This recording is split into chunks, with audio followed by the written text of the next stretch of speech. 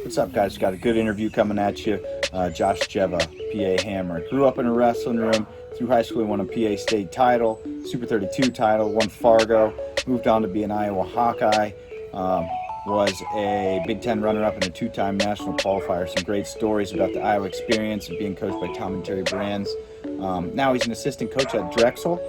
Drexel had 5 NCAA qualifiers this year, and they have the highest GPA in Division I wrestling. So cool talking about his experience at Drexel and with Matt Azevedo. And then we talked a bit about his 2 services, Wrestle Text and 1 minute breakdowns. Be sure and check those out. Please like and subscribe if you appreciate this, and leave a comment what you do like, what you think could be better on these videos, and who you'd like to see on next. Josh Dziewa, what's going on? What's going on? How are you, Joe? I'm doing all right. Lovely day here in Kansas City. Yeah, we got a good one too. Yeah. So, what's it like in Philly right now? Tell me, what are you able to do? Is the city opened up, or? No, not much. We have, still stay-at-home order. We're in the red, essentially. So Philadelphia will be the last county to open back up. This is the longest I've been off of a wrestling mat since I was 3 years old. So it's a crazy time. I gained 10 pounds. I had to jump right back in and start working out. So things are okay. We got delivery and takeout orders and stuff, but all restaurants are closed. No public spaces, gyms, nothing. So we go on walks a lot, but just walking back home. Yeah. What do you do to keep your sanity? It's you and a wife and 2 kids? Yep. Yeah. I have 2 daughters, a 2-year-old and a 7-month-old. So, it's a little daycare here. But that's great, Yeah, we spend time. We've actually opened up to just our parents.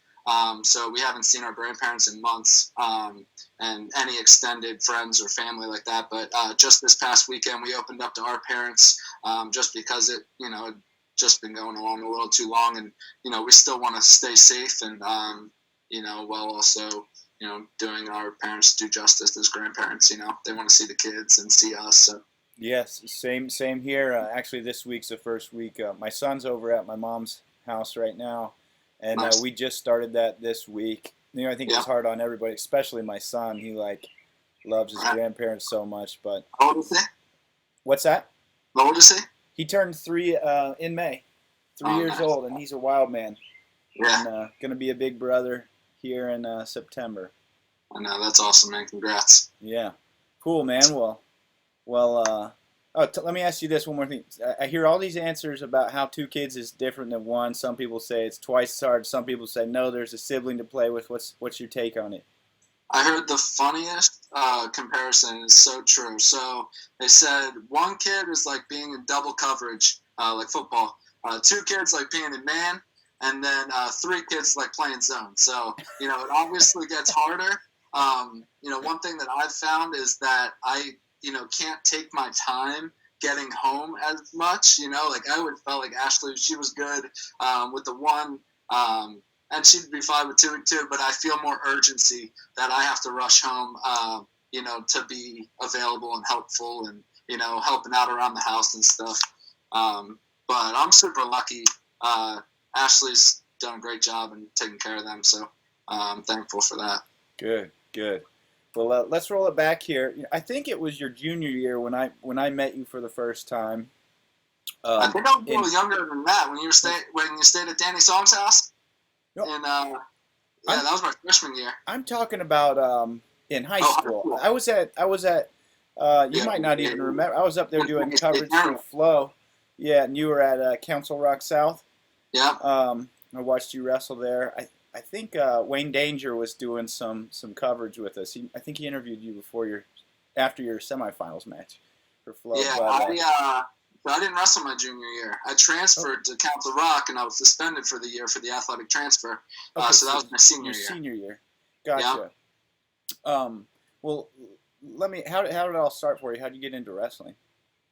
Well, my dad, he wrestled at Ryder for a year or 2, but was super invested in it. He grew up, from 7th grade on, just wrestling. He built our garage into a wrestling room, and so he was actually still competing when I was born. He trained at Foxcatcher a little bit. Oh, no way. He would go in there and be a workout partner for the Hammers, and yeah, so he loved it, and I didn't really have a choice. When I was a baby, he was training high school kids in our garage, so I was just always surrounded by him. It's all I've ever known. I've played other sports.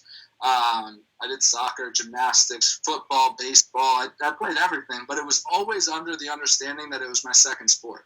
And it was taking a back seat to wrestling. I was playing soccer for conditioning for wrestling. And, anything I was doing, I knew that it wasn't going to last long because it was only a matter of time until I dropped it and focused full-time on wrestling. Gotcha. So you said it wasn't really a choice. Did you love it when you first started doing it? Yeah, absolutely. I mean, growing up in that garage with those high school kids and my dad and other coaches, I just learned how to grapple. So I got a head start and had success early on.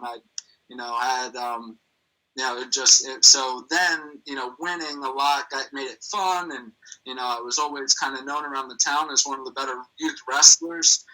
So it kind of became who I am and part of my brand. So I stuck with it. I think, the love for it was instant. Let me ask you this. So same idea. I grew up, or some of my earliest memories around wrestling, my dad was a high school coach. I remember thinking, like, those high school kids were the baddest dudes on the planet. This is in Springfield, Missouri. They're probably very average wrestlers. Absolutely. I have those exact same memories of, like, dual meets where it was just a spotlight in the middle, completely blacked out. It would be our local dual meets, and I just thought that they were so awesome. And, some of them were never even state qualifiers or placers, but I looked up to them, and, they were always super respectful to me. So I have those exact same memories. That's awesome. Yeah, cool. So you sounds like you had early success, so obviously that contributes to enjoying something. But what else was it that you think made you tough? I think constantly working on it. It was important to me.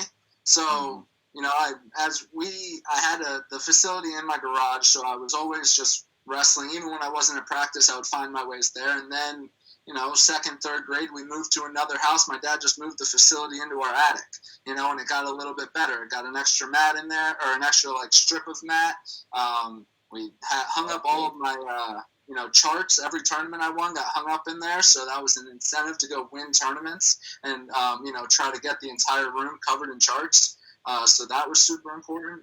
We had a weight set in there, and so it was, I always had a home ground for home base for training. And, I remember getting the AB bands. I'd put them around my waist and close the door in them. And then, I'd be able to get to the mat and do band training just like that. And that was stuff that I just was doing because I loved it, and I was trying to win. I always had someone I was chasing. I was always chasing after the Alton brothers. I was always chasing after Josh Kindig. I was always chasing after Jordan Oliver. So I had these guys that were relatively my age that were one step above me. So I was always hunting them down, and that, always, helped me grow. It was just super important to me that I, started knocking those guys off, and I got some, I didn't get some, and but I was always chasing, so that always helped. Let me ask you this. I used to do the same thing with brackets. You probably had quite a few more than me, but they're over at my mom's house. I saw them the other day, and I could look at them and still put myself right in some of those moments of those matches. Can you do the same? A couple. For sure. Yeah. I haven't seen them in a long time.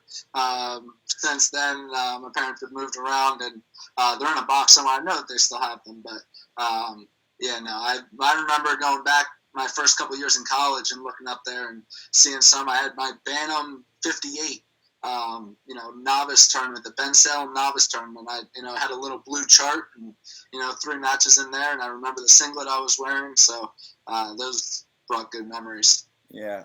So when I was a kid, I was pretty successful when I was young, but man, I was terrified as a young wrestler. I loved it, but I was terrified, especially leading up to the matches. When you were a young wrestler, what did you feel like when you go into a tournament? Zero fear. And especially as a young kid, I would say I developed more fear in college, actually, of like disappointing my team and coaches and parents. Maybe I think that, letting down, having a bad performance became something that, hindered me later on. But early on, it was just what we did. I mean, me and my dad would go to a tournament on Saturday, enter into two brackets in either different weight groups or different age groups. So I'd do like the 10 and 11s and the 12 and 13s of my weight class, or the same age group with back-to-back weights. And then on Sunday, we would go to a different tournament and do the same thing. So I would wrestle in 4 tournaments essentially in a weekend, but always because that's what I wanted to do. I mean, the schedule was set for me. I never really had a say. I would, but I never had that feeling of I didn't want to go. Yeah. And for fear wise, that never really had, especially as a kid.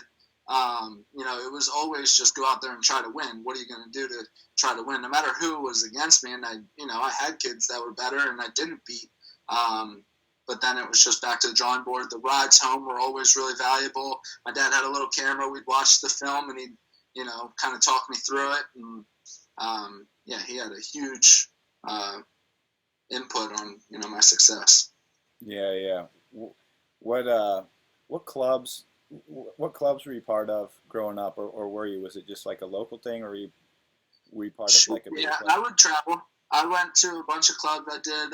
So Apache was my close home club. Brad Stillenperry, he was my high school coach when I transferred to Council Rock South. So that was my local club that I went to from middle school on. I did Catches Can Catch with Dave Irwin.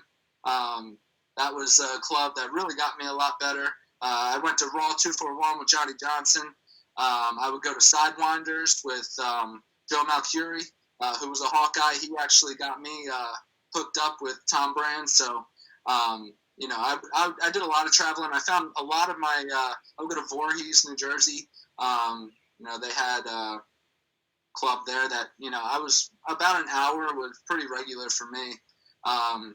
My junior year in high school, I was taking the train up to New York City and going to the NYAC and getting mat workouts in there. So, the traveling's always been a part of it. I wrestle and, do just about as much time in the car. Get home from school, leave right away, go to practice, and then come home, get home at 10 o'clock. And that was pretty regular for me. Dang, so you were training every day? Yeah. Something. I was always doing something. I don't know about every day. I definitely had off days, I would say. I never, I wasn't, feeling burned out. I would say, after my sophomore year, I was ranked number 3 in the state, lost in double overtime to Josh Kindig. He cradled me. And then, as heartbroken as I was, I had every intention on going after Jordan Oliver. Jordan Oliver 1, Kindig 2, and I was 3. Jeez. And, I had every intention on beating Jordan Oliver in the state finals. That was absolutely my goal. I wrestled Kindig in the quarters, lost in double overtime, absolutely heartbroken, and then, bombed my round of 12 match, which, I don't even know who my opponent was. I know he went to Bellefonte High School, and that's just kind of so that's exactly so I think at that time when I was, hey, you want to say hi? Oh, yeah. Who's this one? Hello. Oh, you colored on yourself? That's all right. Sorry, Dad life. No worries. She gets into it. But yeah, so I'd say after my sophomore year, there might have been a little bit of burnout. I had goals of being the next Kerry Colott. I wanted to be a 4-time state champion, and a couple things didn't go my way. I was actually a 0-time medalist going into my junior year. So there might have been a little bit of burnout. In my mind, I was frustrated and, a lot going into getting a little bit out. And then I was suspended my junior year. So, things really weren't going my way for my high school career like I had been hoping.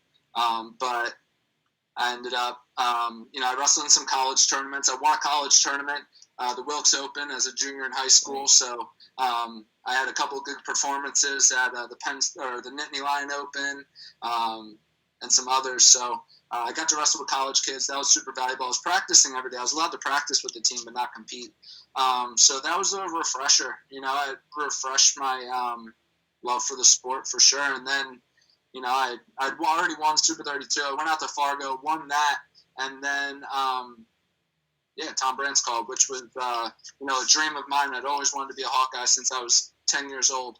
I was preached. I had mentors in my life that were preaching Iowa wrestling and Dan Gable philosophies, and it was a dream come true. So, and then my senior year was very dominant. I wrestled like an Iowa Hawkeye in high school, I didn't give up a point at the state tournament or at Super 32 and stuff like that. I had really big wins over really high level competitors. So that was and I attribute some of that success to my junior year, not wrestling. Yeah. Were you committed before the state tournament your senior year? Yeah. Yep. Yeah. So I verbaled in November. I think Why I say that, I think one of the interviews, or in an interview, someone asked you from Flow, why do you want to go to Iowa? And your response was, why wouldn't I go to Iowa? Something like that. They were, two-time returning national champions at that point, and they won it that third year in a row in 2010. So, I had, ever envisioned that I was just going to go in there and continue that trend, continue to, win national titles with Iowa, and that, it seemed like the absolute number one place to be, and it was. Yeah. Let's move on to Iowa then. Tell me you told me a little bit about your process getting there. What was it like, initially stepping into the room and being in there with like guys that are already national powers? No, I was getting mauled. I specifically remember one time wrestling with Dan Dennis, and literally it was like he was chasing me around the mat, and then when we would get to the edge of the mat, I would like hit a low single and just give him a go behind. And then he would cut me, and then he would push me across to the other side of the mat, and then just so I didn't go off the mat, I would hit a low single, and he would just an easy go behind. And that's one example. I mean, it was just day in, day out. First person I wrestled with was Tony Ramos over the summer. Mike Zadek was in there. Brent Metcalf I never scored on. My man literally just took the piss and vinegar out of me every single time, and it was downhill from there. My workout partners, it was insane. It was absolutely wild. And but always with the mindset that I knew that it was what I needed to accomplish my goals. There were a couple of tricks that I did in high school, and I tried them a couple of times in the room, and they didn't work. And I was like, it was kind of like I had to do a whole revamp of my style, which that took a learning curve in it as well. So when you got in there and you're taking some lumps, was it a surprise? Did you go in there thinking that there wouldn't be as big of a discrepancy between you and those best wrestlers in there? Yeah, I think there was a little bit of a shock. I would say that's it wasn't. I knew that I was kind of have to make up some ground and build into it. But yeah, it was. There was a long time where I wasn't scoring a lot of points, So I actually tore my shoulder that year, so I had 9 months off of the mats. Did a lot of, training on the bikes in the weight room. And then when I came back, it was kind of like,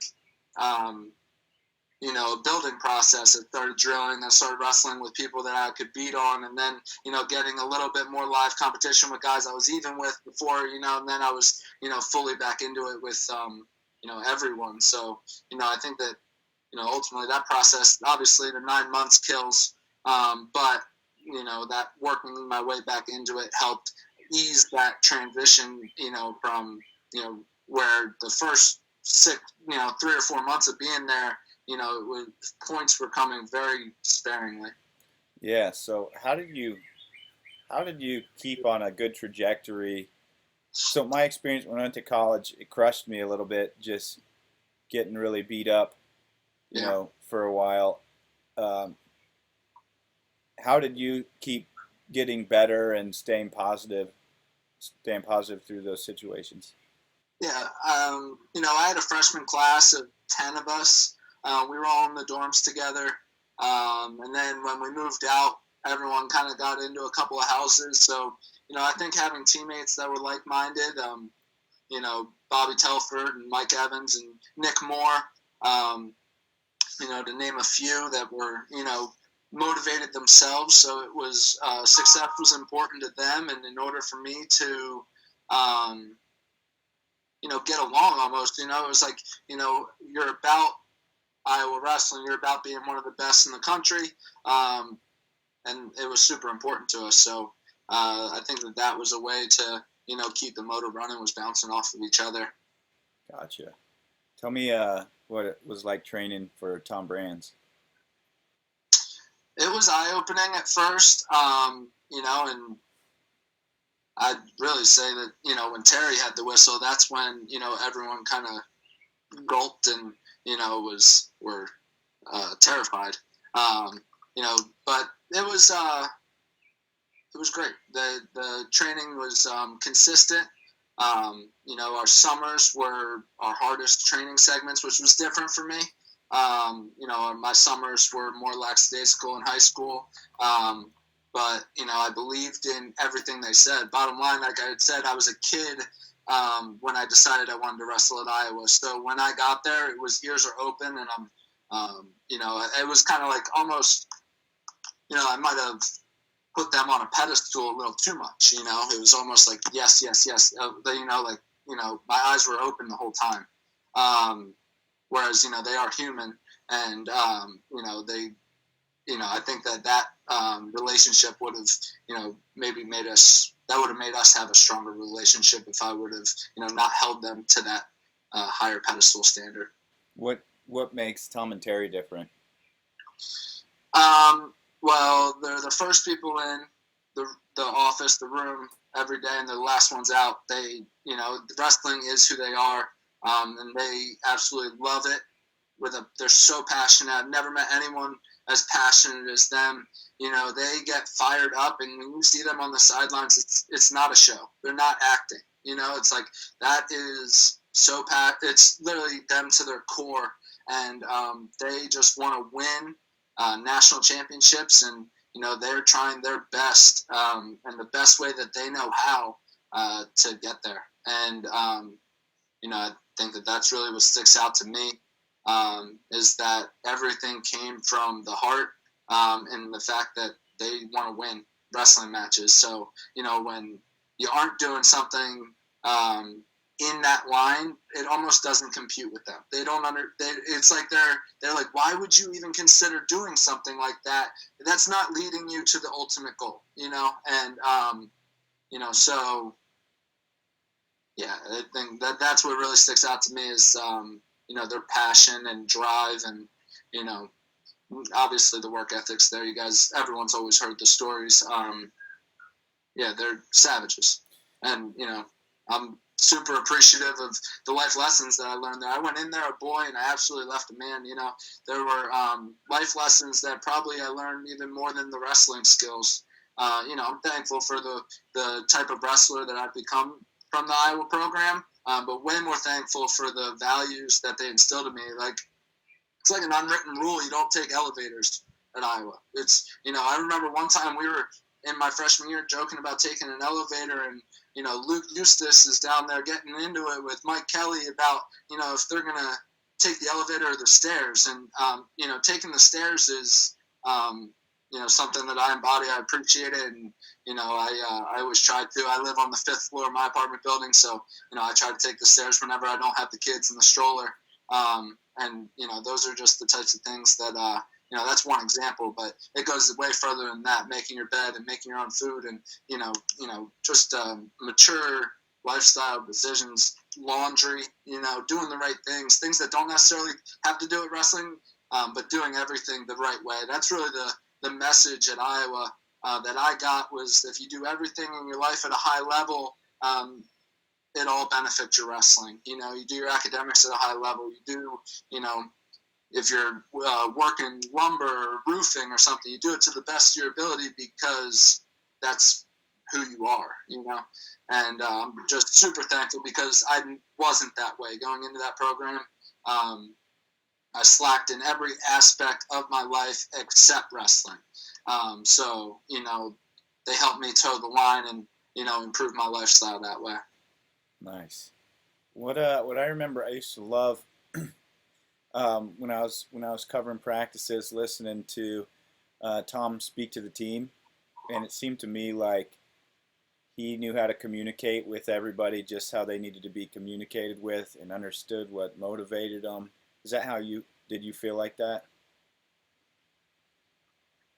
Yeah, I think that Tom and Terry do a good job of working together in that. And the coaching staff itself, Morningstar jumped on board after Coach Zadek left. And between the three of them, I think that they, have their guys. I wouldn't necessarily say that it was, Tom Brands was communicating with everyone on point at all times. But those speeches in the beginning of practice, like, they dialed you in, and they were necessary. Sometimes drawn out from an athlete's perspective, but very, very important. And it always ended, which sticks with me today, is we have to have a good day today. Today has to be a good day, no matter what we were doing. It could be a light technique day or a heavy live day. It was just, we need to have a good day, and that I heard that line 1,000 times. But he's absolutely right, and that's I try to embody that in my coaching style as well. No matter what we're doing today, it needs to be done the right way. Is it hard to feel success at a program like that? We never did. We always felt like we came up short. That was just like, I don't know if, it was put on by the coaches or us as wrestlers, but we always, and we did. Our goal was to win the national championships, and we didn't. We went in my career, we took fourth, third, second. My senior year, we took second. So lost to Ohio State, the year that Penn State was on and down. So, we had come up short, and it always felt that way. Even, there's a ridiculous picture of us at the Big Ten Championships. We had just won, but we tied with Ohio State. And if you look, we all just look absolutely miserable. And because we were sad that we literally let this opportunity slip from us, and now we have to share the title. And so it wasn't fake or anything. It was actually how we felt. And, I think that winning is, the most important thing. I think that, in that program, it's, you got to get the W. And there's, they had a hell of a team this past year that, absolutely in my mind was going to get a national championship. And they're just full of competitors. It's tough. It's a tough environment to be in. But, at the same time, I loved it. It was, I always said that I would never, transfer or wrestle for a different program, because I firmly believe that what we did every day was exactly what we needed to win the national championships as individuals and as a team. So, when we lost it, I didn't really understand how we ever lost, and that might sound ridiculous, but to me, it was, we do it the right way. No one else does. And, that's just not the case. I was obviously just immature and wrong. But yeah, I was almost like dumbfounded when I wouldn't have a good performance, when I would go out there and lead, and win by 6 and, leave the last 30 seconds without an attempt for the major. It's like, I couldn't understand how that was happening, So, yeah, winning, dominating, winning by as many points as possible, by the largest margin every single time out. So, tech pins is always the goal, even against the best guys in the country. So, when you set that standard, yeah, you come up short. But, one thing that I listened to a Tom Brands interview this year that I thought was awesome. He said, our guys do it right. Bottom line, they're doing the right things, and they're building together. And I just thought that was, really empowering, and almost maybe a change in philosophy. Rather, what I felt like I had heard more was like, we need to do the right things. You have to be doing the right things. And, to hear him, talk about the way that they are doing the right thing, that's what, I thought that they fully believed that they were the best team in the country, which, I did too. Man, you say, you got to tech pin. It seems like it's really hard to it'd feel like every time you come off the mat would be a disappointment. Yeah, I mean, I don't know if that's, I don't necessarily know if that's how everyone feels. I know that they don't. It's more about the performance. It's like, did you utilize the time you were given to the best of your ability? And there were a lot of times in my career where I just didn't feel like that was the way, so I was disappointed. But I don't think that that's necessarily the case. It's just that's the goal, is to win by the largest margin possible every single time, and be dominant. Not just win by the skin of your teeth, or flip a coin. I heard that a lot. Don't go out there and flip a coin. And when, it turns into a close match because you're wasting time or not necessarily getting to your positions or getting off the bottom immediately, different stuff. Mat return that third time, something like that. Those things do become, wearing on you mentally because, you'll let one slip away there. An opportunity to get a bonus point for the team and you don't. It's like, I was right there. Why didn't I do it? That can become, a little disappointing. So when you look back, I think a successful career, Big Ten runner-up, two-time NCAA champion, NCAA qualifier. Wish. Are you sorry? I said I wish. Two-time champ. How do you feel like you did? Are you happy with your career? No, I feel like I failed. Came up short for sure. But I've said this before. I feel like I might have had a more successful career if I went to a different school, like wrestling in a lighter conference or, a program that wasn't so like I said, my freshman year I came in and I wasn't scoring a point. So I felt like I needed to adjust my style. Whereas, if I was wrestling kids from smaller programs that weren't as nationally dominant, my stuff would have worked, and I would have been able to build in that direction more towards me.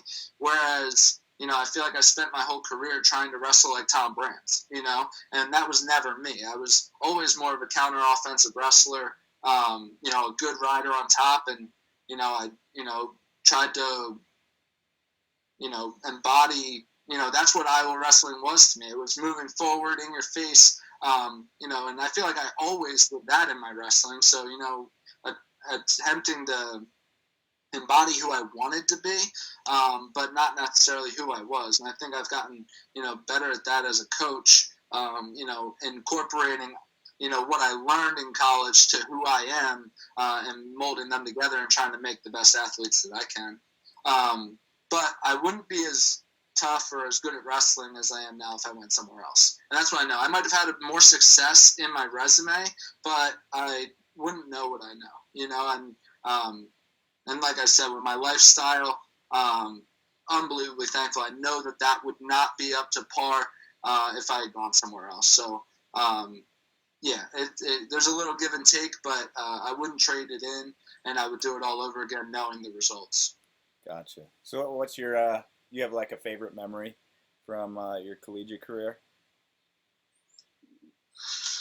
So, my first match in Carver was awesome. I bumped up to 149 and wrestled against UNI. There was, 8,000 to 10,000 people in the stands, and I hit a Jonesy, went out and put the kid on his back right away, and, that was great. But third period, start to fold, give up a takedown in the third, and walk off the mat a little disappointed.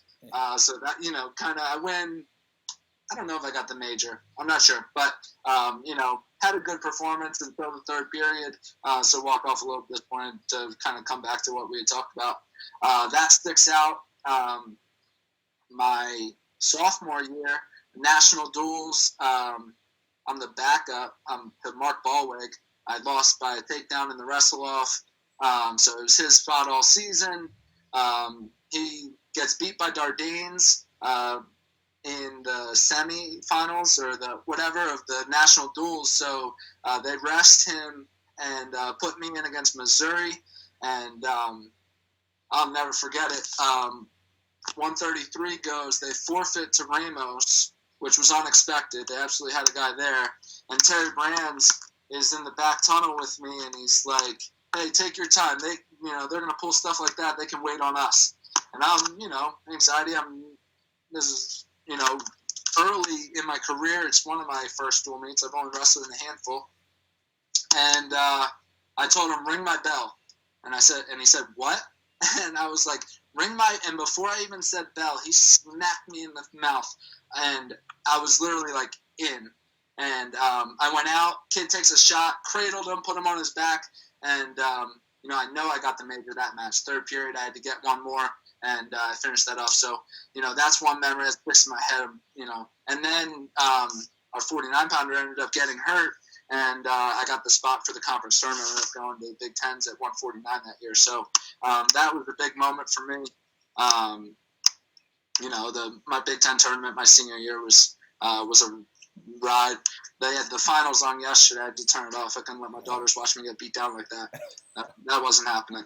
So I got to call Big Ten Network, tell them they got to put on the quarters of the final or the semis sometime. There we go. There we go. Awesome. Well, you brought up Carver. I guess last thing about it. What can you explain wrestling a home duel at Carver Hawkeye? Is there anything like it? No. There's nothing like it. Those fans are so knowledgeable. They know exactly what's going on. They're in the ref's ear. I'm so thankful for that experience. It was literally my dream as a kid to get to do that and wear that black singlet. And, I got to live it, which is awesome. I think, people respond differently to that atmosphere. I had a lot of nerves that I had to battle with going up into matches.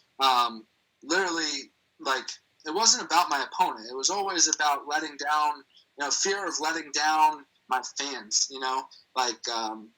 We had 15,000 people in there multiple times, and the fear of letting them down, that would give me anxiety. Or my coaches and my teammates, we're in a tight duel with Penn State. We need this to happen. And there was a couple of times it came out my way and a couple of times it didn't. But I think you get someone like Tony Ramos who literally just feeds off of it and goes out there, stares every guy in the eye and finds that little glitch and then takes it to him, and literally just gets that place pumping. I loved it. I love Carver Hawkeye Arena. It's a fantastic place, and that's the Mecca. Bottom line. Nice. Yeah, I think the Bryce Jordan Center's coming along, and their fans are starting to grow into wrestling. But it's not Carver Hawkeye Arena, and it never will be either.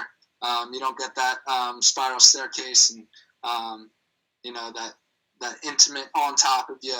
Because I wrestled Bryce Jordan with 15,000 people there, and they couldn't do to us what our fans do to them.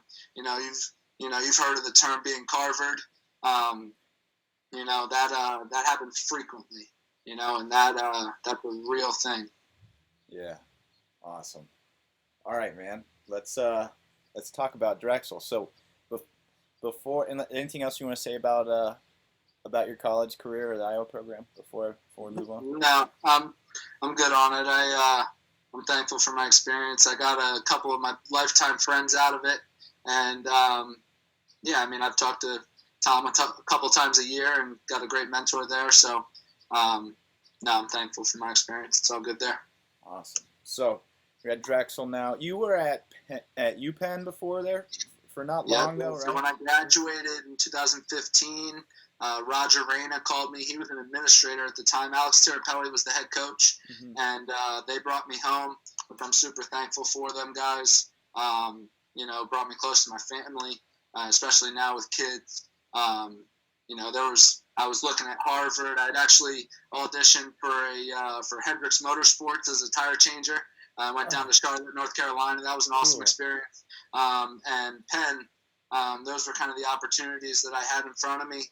And, it just made the most sense to go home, be around people that care about my success. And, I'm super thankful. It was a director of operations position, so I was doing a couple nights a week with Beat the Streets, helping out with their youth and high school organizations, with the regional training center, running camps, and also helping with the guys in practice. I wasn't allowed to corner them, but my salary was kind of molded through 4 or 5 different avenues. Gotcha. So how did it happen that you made your way? Drexel's like across the street, right? Yep, 2 blocks. Yeah. Yeah, Coach Azevedo, he met me at a little taco shop, asked me if I'd be interested.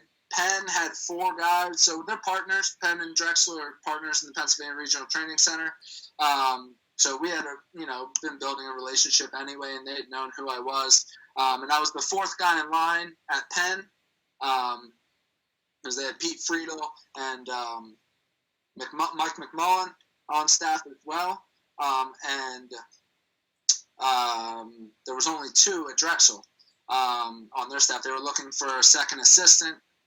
So he had asked me if I'd be interested in taking a full-time job, and it just made sense for me at the time to make that switch. Yeah. So what got you excited? Anything get you excited besides like it's kind of a promotion for you? No, I didn't really know too much about the team. I just knew it was another opportunity, and I'd still be affiliated with the Penn guys. I didn't necessarily feel like I was deserting them with the Pennsylvania Regional Training Center.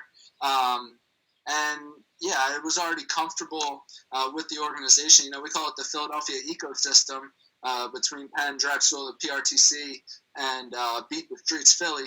We all kind of work together and make things happen for different camps and everything. We're always working together. So I didn't necessarily feel like I was leaving. So I think that was a big part of it too. But yeah, no, I was excited to, get into a different room and try new things. Nice. What's like your main role, or some of the main things that you do as part of that staff? So, I'm the direct line of communication with our academic services center. So I meet with them once a week. I'm in communication with our gear and equipment room. But we, all 3 of us, and 4, with Joe Stanzione, he's our volunteer assistant. He just got a doctorate in nutrition. All 4 of us, we're good partners, and, we handle add-on jobs all the time. It's really smooth. Coach Azevedo runs a good ship. So, it's a comfortable environment to work in, and, we're constantly, all of us run practices at different times. It depends on what we need. Coach Azevedo is very technical. I'd say Coach Schaefer is really good at running us through our drills that our guys need to get down, especially, our younger guys and the ones that are older guys have done a couple of years. And he's good at running through us the systems, I would say. And then, our good short, hard blows are something that I take over. I'll run our warm-ups a lot, or put them through drills and, this or that. But, we work together to develop the workouts and put the schedule together. We keep it pretty consistent throughout the year, obviously with shortening up workouts and peaking towards the end. But the schedule-wise with off days and such stays pretty consistent. Yeah. How many guys did you have? How many qualifiers did you have going this year? 5. Dang. Yeah, that's the most I've had at Drexel. In 2017, we had 5 too. We had an amazing conference tournament. We were only projected to have 1 by seeds at the conference tournament, and our guys put together a great performance, and we got 5 through. So one was an alternate, but we had some inside information. We were pretty confident he was going to get to Wrestle. So. 5 national qualifiers, 4 return. We only graduated 1 of them. And we get one of our best wrestlers, Evan Barzak, off a red shirt, which we're psyched about. And Chandler Olson, our 33-pounder, who's a dog, he tore his LCL at the scuffle last year, so he wasn't even at the conference tournament. So we get him back. We're really looking at 6-7 guys that we believe could be dancing at the national championships next year. So, it's a great time for Drexel. We absolutely expect to get back into those national rankings.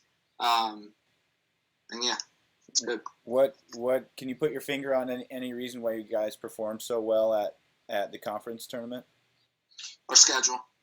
we wrestled the toughest schedule we possibly can. We had 3 top 10 teams in the DAC at home this past year. We wrestled Oklahoma State, North Carolina State, and Pitt all at home, and lost all 3 dual meets. But our guys came together. We went to the scuffle, took some lumps there.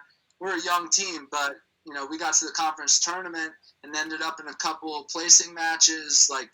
We ended up in 3 or 4 to go to national matches, and we won most of them. 57, we lost the 3rd place match on a last-second escape, 1 second away from him clearing through and being in the tournament. Our guys just they were ready to go. They were battle tested, we're going to run it back. Our schedule next year has another set of we have 3 top 10 teams again next year. Dang, so man, you guys must have been riding the high coming out of conference. And then obviously you get the horrible news. The tournament doesn't happen. How'd you break that to your guys? How'd they take everything? Yeah, with social media now, they knew at the same time as us. Yeah. But we brought the team together. We got a team breakfast the next morning. And, Coach Azevedo gave a long speech and, talked about, keeping their heads up and doing the right things. We had to send everyone home, obviously. School had gone online at that point. So, it was, unfortunate, but everyone was in the same boat. So we weren't necessarily feeling sorry for ourselves. It was just, it was super unfortunate, especially for a senior like Ebbett Gerald. This kid does everything right. Absolute superstar, 3.9 mechanical engineering degree. Him and his family have taken on making hand sanitizer to help with the crisis. Just like A-type personality, phenomenal person. And, I didn't get a shot, unfortunately. I'm a huge fan of Abigero, and it's a shame it went down like that. But, we're moving on and on to the next group. That's just the way that we have to look at it. We don't have any other choice.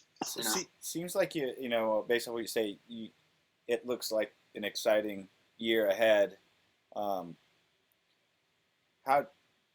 You said you keep the schedule the same, but will you coach a team that might be a little bit further ahead, the same as you will last year? I don't know if I'm making sense, but we expect to have more success in the dual meets and stuff like that. Absolutely, our team is they're 1 year older and more developed. Like our 97 pounder, for example, he was a 74 as a freshman, jumped 2 weight classes. It took all season for him to grow into that position.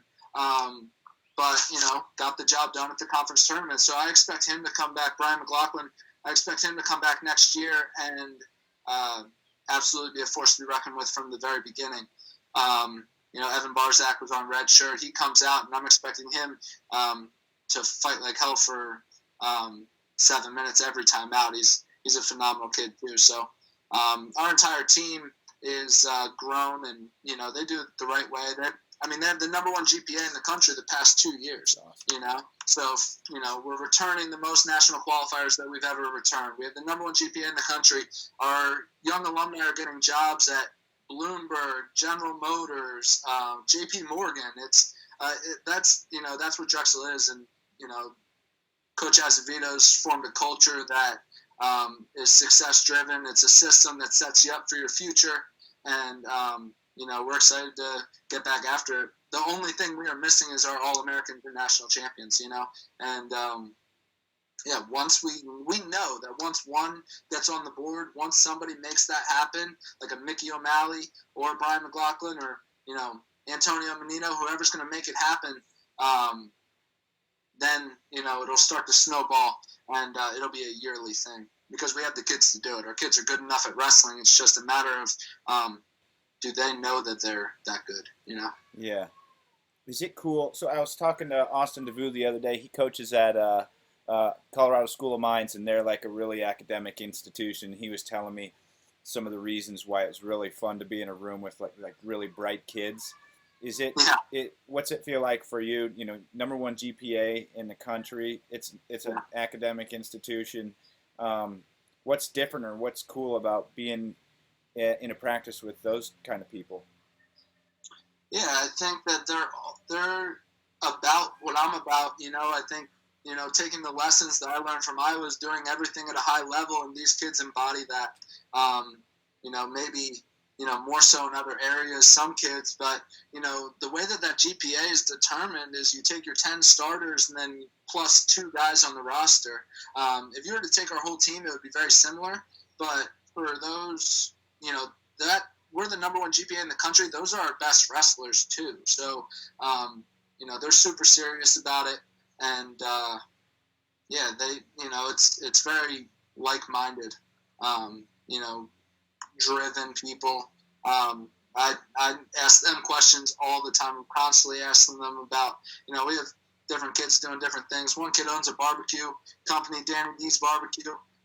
He's, doing big things. We have others that are investing in the stock market, and, we have engineers that are creating all sorts of different things.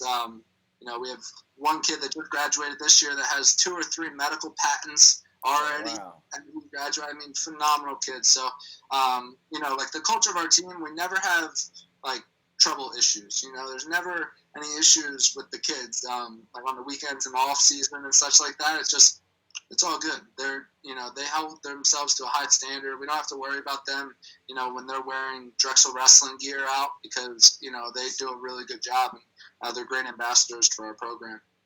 Nice. You touched on a couple things and mentioned that Azevedo has built a really great positive culture, but my computer's going to die, so I got to put it up here on my desk. Sure, man. Sure. We haven't even got to the meat and potatoes yet. But what would you say? What makes Matt Azevedo a good coach and a good leader for the Drexel Dragons? I think Coach Azevedo is always learning. He's always trying to be better. So that's super important.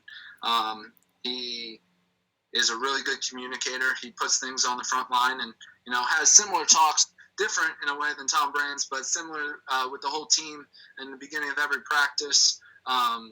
The dialogue is, the one-on-one conversations are really good. He's made me a lot better of a coach, and just, realizing, it's about the athlete's experience. What their experience is actually what it is. It's not how I perceive it. It's what their experience is. So, constantly trying to provide more value to the student athletes. Like, we brought our entire roster to California this year for 7 days. We wrestled 3 dual meets. We brought everyone. Every single guy on the team came to California. We got an Airbnb. We went to the beach, like different things like team building exercises. We do a camping trip every preseason up to an alumni's house. And it's just, those are the types of things. The team camaraderie is really high, and he, demands high level. We recruit high level kids first, but also when they're here, our leaders do a really good job of, leading by example, and everyone else kind of falls in line. So, it's been 10 years now for Coach Azevedo. I'm going into my 5th year. He's going into his 10th, and they've, created a culture that's, the wheels are turning now. Now, like I said, we just need the All-Americans and national champions to really put the stamp on, making Drexel a powerhouse name in wrestling. Gotcha. So you as a coach, you said 5 years you've been here, and you've been basically coaching since 2015. Yeah. What are some of the, obviously you're still growing, what are some of the things that you've recently learned or that you've tweaked to help you become a better coach? Well, I think I try to communicate with my guys a little bit more. One-on-ones, I would say, that's the best way that I can get through to guys. Maybe early in my career, I thought that I was better at commanding a workout with the entire team. But now, as I've grown, I've realized that individual workouts, film review sessions, one-on-one communication is where I really get into it with guys. And, we lock eyes and we're ready to go. And I think that kind of developed with DeSanto. Me and him had a special bond that, we were able to make sense of each other. We understood what our goals were and what we were trying to accomplish. And then, after he had left and, I get along best with my best guys that are doing the right things, and I struggle sometimes with, I think it might be a fair assessment that guys might think that, I don't like them, or that they're not as important if they're not, very serious about wrestling. And that's not my intention. It's just probably how I come off. So, growing in that direction, trying my best to incorporate everyone. And yeah, not, maybe putting a positive turn on it, having a conversation with someone because they're not doing the right things, but then saying, these are the things that you did really well, adding those tidbits in, and then ending on the right point, heading in the right direction. I think that was something that Terry Brands was amazing at in college, is Terry would have a very strict conversation about doing the right thing, or like in practice or socially or academically, whatever, and then say, hey, we're going the right way, though. You're doing a lot of good, and let's, continue to go in that direction, One point in college that sticks out to me, Tom Brands, which kind of goes along this lines, is I slept through my alarm, missed a Saturday 8 a.m. practice. I didn't miss it, though. I got there at like 9, and Tom said, hey, it's all good, relax, but don't let it happen again, and I was like, okay. And he was like, but if it happens again, that's all right. It's fine. Just don't let it happen again. And that was comforting, and, that led to, the positive spin, that kind of, it's all going to be okay. It's not the end of the world if, someone's on the bottom and they're not working to get out, and finding the ways to show how you got 3 takedowns before you did that. You're heading in the right direction, stuff like that. So, that's something, trying to find the positives in the situations, and, not lying by any means, not necessary, but not making things up. But, there are positives in all situations. So, trying to hit on those and make sure that the kids are, forward thinking and doing their best to continue in the right direction. You enjoying coaching? Yes, I do. I love wrestling. It's all, I've been in wrestling my whole life. Yeah, I think that, I always will be. I'll always be affiliated with wrestling. As for like moving up the ladder and other jobs and such, I'm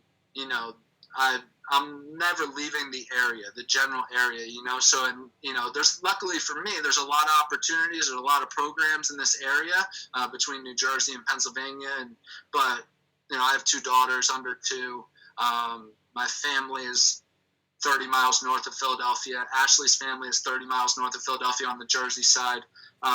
So I'm never leaving. I'm not going to Missouri. I'm not going to, Illinois or anything along those lines. So as for college coaching, we'll see where the cards fall. But I will always be affiliated with wrestling. It's, I love it. I enjoy it. This is who I am. So, doing my best to, get the most out of younger wrestlers now.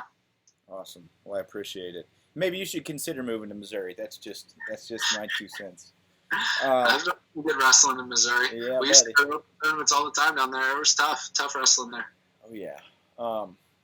Well, the reason we started communicating. I really, I just one morning woke up and saw your 1-minute breakdowns. Yeah. So unless you have anything else to say about Drexel first, I want to talk about WrestleText and the 1-minute breakdowns. Definitely. No, we're good to go. All right. So the first thing I saw was the 1-minute breakdowns, and I got super excited because, for me it's entertainment, but also just it kind of like the way that you break things down is. So I've wrestled my whole life too, but not at your level, and I don't think I see things like you. But then I got this really digestible clip with a cool breakdown, tons of things I never would have seen, and so I think probably super valuable for wrestlers, and then even people, I'll probably coach when my son grows up, and I also just like watching that stuff.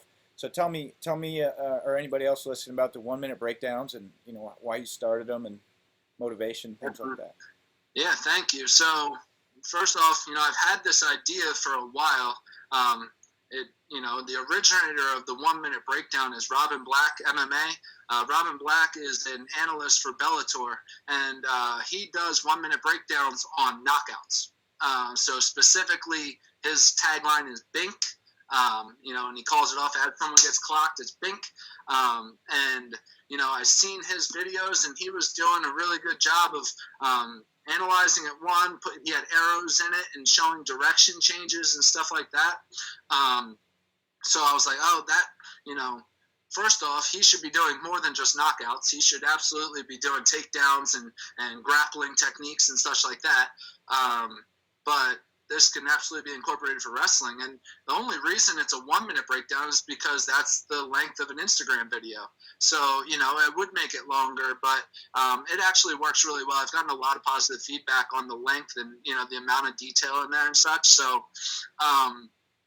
no, it's going really well. I started off where my breakdowns really started. I held a camp last summer in March, and I offered a free film analysis for every kid that attended the camp. And so I sent them one of these flash drives here. Oh, here we go. I sent them a flash drive in the mail and told them to bring it to camp with them with one match uploaded. And then, that next month I spent doing film analysis for kids. And I had a worksheet, a first period, second period, third period, total synopsis that I was doing. I was like, man, I would really like to have a program where I can, have a voiceover and embed some arrows and circles into my videos and do slow motion and stuff like that. So the film analysis is where it started. And then once I had found my program that I was going to use, which is just iMovie, but I had figured out how to do it, which I taught myself with a couple YouTube videos and such. I knew that I was going to take, what Robin Black had done for knockouts in Bellator to, bring it to wrestling. And yeah, I think that, it's going really well. I have 30 videos out right now. It's nothing more than, just trying to give people value, showing them, a little bit slower of a version, and seeing what I see. And it's not perfect either. I know I've screwed up a couple of terminology things. I'll say snap when I meant fake. And I'll say, I called a WADA finish on a low single or Barzigar on the Alex Derringer video. That upset me once I realized that I had done that. But it actually gives me comfort, too, that I can make mistakes. And because it's me, I'm not saying that I'm right. I'm just saying that this is what I see, people comment all the time and say what they see on different things too. So it's really good. The breakdowns are going great. But yeah, for me personally, that'll transition more into film analysis for parents and kids to, so I can help on an individual basis with their wrestling. And I'll embed the voiceover and the arrows and such into the film analysis instead, and potentially incorporating a worksheet along with it. But I think that it'll be more valuable that way. Yeah. So what I know, I want to kind of understand how you see wrestling. Like, I've watched more wrestling matches than most people, and even do like play-by-play for years. Probably called more matches than most people in the world. I see things, but I see a setup, I see a level change, I see an attack, I see a finish. But I feel like on your 1 minute breakdowns, like you see like 3 more things in between each step that I see. And is that how you process watching a wrestling match, or is it like you're slowing it down a few times on those initially to understand everything that's happening? So I find a 10-second clip, and then I slow it down, and then I take my finger across on the phone. That's a really nice resource so that I can play it in slow motion at my speed. So I'm like, oh, I see what he did there. And it's like, I know what I would do in those scenarios, so that's what I'm looking for. I'm like, oh, he went that way, okay. So I have a Frank Chamizo one on deck that where, he does a shoulder shrug and comes by to block the inside arm and reaches this one across. Like, I absolutely would have used my same arm, but he's going opposite side to block the elbow so he can't turn into him. And, so I'm picking up things that I would do, but I'm also seeing how people do them differently. And then, I'm just pausing it, pointing it out, and then continuing the show. And then, I always try to end it with it one time in regular speed. So that way, you see me break it down and then check it out for real. And, because you don't see those things, the little details, the difference between, an elbow control with the thumb on the outside and a post with the thumb on the inside. Those are the little things that I'm trying to point out in those breakdowns. And yeah, like I see there's a lot of people saving the videos for future reference, which I love. I've had a bunch of different sites share it. Obsessed Wrestler has shared it.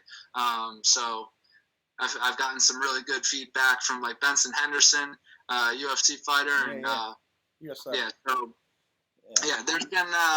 there's been some awesome responses and feedback, and I'm just going to continue to do them. I really love doing them. They're watching wrestling is what I do. The one point where I think I've maybe struggled is with like copyright infringement, like using other people's videos. I don't know. I've just taken everything off YouTube. I've tried to, avoid using Flow Wrestling videos. I don't know how they'd feel about it. I, need to communicate with them and see if, that'd be all good. I've, reached out to some people to see if I could, learn what the copyright infringement laws are on using other people's videos. But, I think as long as it's just a free service where I'm, providing value for nothing in return, I don't think there's going to be too much of an issue with it. But, I think if I got my hands on a library like Flow or Track Wrestling or something along those lines, I could, really start to ramp it up. I've had ideas of maybe doing like a weekly or bi-weekly, roundup, that would be longer than a minute, and breaking down kind of what happened in the most important duels of the season and such. I had that idea for Tokyo to, break down some of those matches, but, we'll see where it goes. I don't know. I'm good with it either way. I'm literally just having fun with it. Yeah, please keep doing them. They're awesome. Where can people find them right now? Yeah, so I post them on all of my platforms. I have the TikTok is called 1 Minute Breakdowns. So at 1 Minute Breakdowns on TikTok. My personal Instagram feed is Dziewa_Hawk. And then I post them on my Facebook as well. I have a YouTube channel that they're on, and they're also on my website, optimizeyourwrestling.com. So I post them to all of my channels, and just try to get the viewership as much as it'll go. So it's awesome. Have you considered, like, you told me for that camp you offered a free match breakdown? Yep. I know, like me as a parent, if my son ended up loving wrestling, and he's middle school, high school, I would pay money to get matches broken down. Have you ever considered that as a service to offer the wrestling community? Yes, that is what I'm going to do. Yeah. Yeah. Now that I've created a couple of graphics and such. It's just a matter of finding out. One thing that is that I've considered, like the camera angle, like having the people, like you have to get a good video, obviously. Yeah, so yeah. how do you navigate through that? You don't want it broken up into like 15 different, because they stop every time. So there needs to be kind of some guidelines there. So I've actually considered if you sign up, I'll send you a camera, one of those USB cameras that fits right in, so it's a quick upload. Just trying to create different offers and figure out what's going to work best. I can send them a flash drive that they send me back with the matches on it. I could have them upload it to OneDrive or the Google Drive. There's just some figuring out to do and there's going to be growing pains and some lumps there. But I don't want to half-ass it, so I want it to be done correctly. I want people to feel like it was absolutely worth what they got. So, I'm trying to navigate and, make sure that I do a really good job there.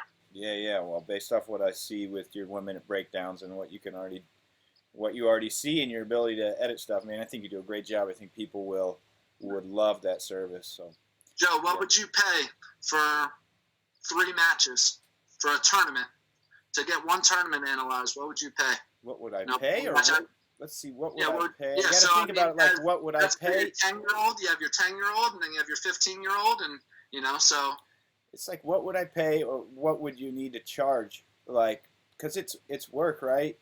It's a 10-minute, let's say a 10-minute match. Well, you actually got to get the file, you got to watch it, then you got to import it into your editing software. You got to do all your editing and graphics that you're going to put on there. Yeah, absolutely. Download it, send it back. It's not a 15-minute process for 3 matches. There's going to be some time invested into it. Absolutely. It's, like I said, I'm trying to do it at a high level, so you can nickel and dime with someone who's just going to talk to you about it, or do a one-page write-up. What I'd have to put more thought into it, but for 3 matches, I would think you'd need to be over $50, maybe $100, like.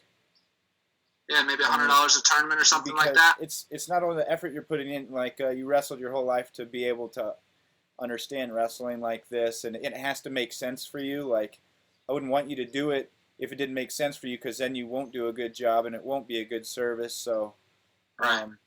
It's a good question. Yeah, no, but that's gonna, that eliminates half the wrestling population. People are gonna be like, $100 for that is crazy, So now, but a strong, point in marketing is, you don't necessarily want to cater to the people that are nickel and diming. So, as a business is trying to, feed my kids, what's worth my time is going to be different than what, the consumer sees it's worth. And, there's going to be a narrow area where people agree, so, it's, like I said, I'm just trying to navigate that, figure those types of questions out, and then I will be doing, it's absolutely going to be a program that I offer as part of, another thing I do, like with my private lessons, offering film analysis through there, so I can package things together. But that keeps me local, obviously. So, in order to, scale it to national, to get people in California to buy film analysis, and, maybe it gets packaged with something else. Yeah. I'd love to chat with you more about it. Like, my wheels are turning now, so anytime you want to do that. It's in the works. It's just, it needs more thought, and I'd love to brainstorm about it too. Cool. Other thing that you started, Wrestle Text. Yeah. Give us what in your idea of what Wrestle Text is a mentoring platform. It has 4 areas. There's athletes, coaches, parents, and fans. I'm struggling with my fans group right now, trying to find content. I'd like to put stuff together for, like Tokyo and for the upcoming season and stuff, have a lot of detail and write-ups for my fans group. But, I find my wrestlers, my athletes, my coaches, and my parents group really comes really naturally. And also it's a free service. I text in, once every other day, roughly, maybe 4 or 5 times a week. And just giving some positive vibes, forward thinking, wrestling advice, just putting them in the right direction. I've incorporated some videos, and it's going really well. I've grown it to 190 people organically. Joe, you were amazing. You putting it out there. I got 25 people signed up through the days. They, and that's huge for me in my early stages. As goals wise, I don't necessarily know where I want it to go. 1,000 people is, a general goal. But, I think that I can accomplish that, within the next year. Oh, yeah. Well, I think it's awesome. Get some mornings that, I'd be sitting on my couch or something, and I get a message, and it gets me moving, gets me some entertainment or some motivation. Definitely. I've included links into, some YouTube videos, some of my favorite matches. I've, showed Tom Brands' Olympic gold medal match on there, Randy Lewis's Olympic gold medal match. One thing I haven't done yet is incorporate my 1-minute breakdowns and wrestle text together. So, which is something that I can do moving forward too, is, hey, here's my latest breakdown, provide value to people that way. But yeah, it's a totally free service. It'd be amazing. Anybody watching this, if you want to jump on in, 215-515-4170. You can text in there. I'd really appreciate it. It's going really well. Just trying to do the best job that I can, like everything else. Yeah, well, man, in Grow Wrestling, content's taken a little bit of a backseat to the events, but I get out to some decent stuff. Goal moving forward is to be at more of the national level stuff and more events. But any content that Grow Wrestling has, you have carte blanche if you want to use it. Absolutely. That's great. Thank you. Yeah, so that's going good. WrestleTech started, I follow a lot of direct response marketing. I'm super passionate about that. And Gary Vaynerchuk is one guy. Do you know of him? So yeah. He had a texting platform that I signed up for. I saw how he was doing it. His is more generic. It's one text to thousands and thousands of people, whereas, I've kind of segmented mine into being more personalized experience. But it got my wheels turning thinking about it. And then he started Wine Text, where you can, you sign up, he sends you an offer for wine, and you tell him how many bottles you want. And I was like, oh, that's it. I'm starting WrestleTech. That's the answer. Mm-hmm. So I signed up for a text message platform and got it going. And, it's, like I said, I'm at 190 people with the goals of getting to 1,000. I personally think if I could, do a good job getting, every high school kid and coach involved, there's no reason it can't grow to thousands. Oh, absolutely. And, that's my goal. I've also, there's a bunch of different avenues and ways that it can go, giving other coaches platforms and such. So I'm still, I'm in the baby stages of it, but it's going really well. I get awesome feedback. A couple of coaches and parents will ask me personal questions, and I respond to that. So it's going really well. Awesome. Well, it's been I certainly appreciate both of those services. Something to do. Perfect timing too during quarantine. It wouldn't have started without it. That's just how it goes. I found myself, eating a lot of food and getting fat, and I was like, I gotta, get going. So, I've had these ideas, and it was just about implementing and continuing to implement, and handling my business. So as we move out of quarantine, they'll absolutely continue. But in a way, I'm thankful for the time that I had at home. Light work, obviously we can't wrestle. So, other than recruiting calls and meetings, it was pretty light. So, I'm thankful I've gotten to jumpstart these programs, and, we'll, continue going in the right direction. Awesome, man. Well, man, all the stuff that I wanted to ask you about, I got through. Anything else? Yeah. You got anything for me or anything else you want to talk about? No, I don't. I'm super appreciative of you sharing my stuff, and thank you for the platform to be able to tell my story. And we're doing our best to win wrestling matches at Drexel, and going to continue to provide the value. If anybody wants to sign up for WrestleTech, I'd really appreciate it. There's a personalized platform for you to have forward-thinking wrestling advice that I fully believe in, and I think that it'll just get better over time. So, Joe, thank you for joining. Thank you for sharing, and I appreciate it, man. I appreciate it. You're the man, Josh. All right, thank you. I'll talk to you soon. All right, take care, Joe. Thank you.